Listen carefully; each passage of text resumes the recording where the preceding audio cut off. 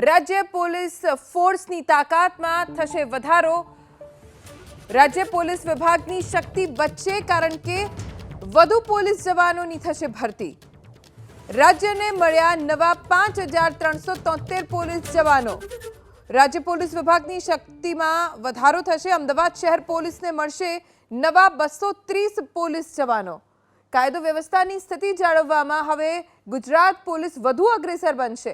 Police parade ગ્રાઉન્ડમાં LRD police કર્મીઓનો દીક્ષાંત સમારોહ, જેમાં ગૃહ રાજ્યમંત્રી હર્ષ સંઘવી હાજર છે। 230 એલઆરડી જવાનોને તાલીમ બાદ પરેડ ગ્રાઉન્ડમાં દીક્ષાંત સમારોહ યોજાશે।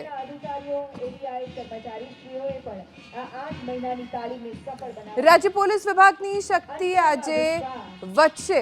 રાજ્યને નવા 5373 પોલીસ જવાનો મળ્યા છે, જેમનો આજે દીક્ષાંત સમારોહ યોજવામાં આવી રહ્યો છે।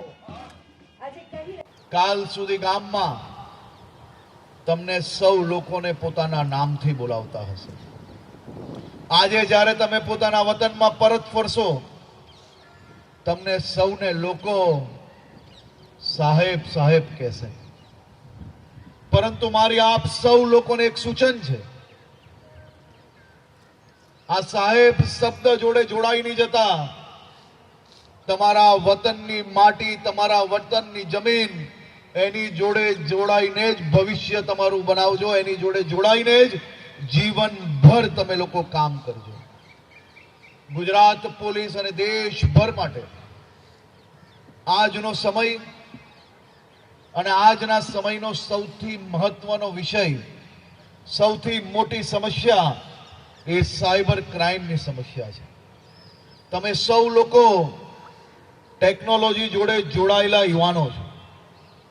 તમે સૌ લોકો આવનારા દિવસોમાં સાયબર ક્રાઇમ માટેની ગંભીરતા એ સૌ લોકો અપનાવશો તેવો મને 100% વિશ્વાસ છે। સાયબર ક્રાઇમ એ માત્ર કોઈ ઇકોનોમિક ક્રાઇમ નથી રહ્યું, એ આજના સમયનું સૌથી મોટું સોશિયલ દૂષણ બી બની ગયું છે।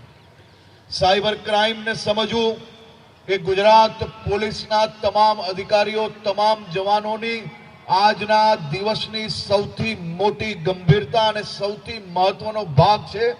તે સમજવું આપ સૌ લોકો માટે બી જરૂરી છે।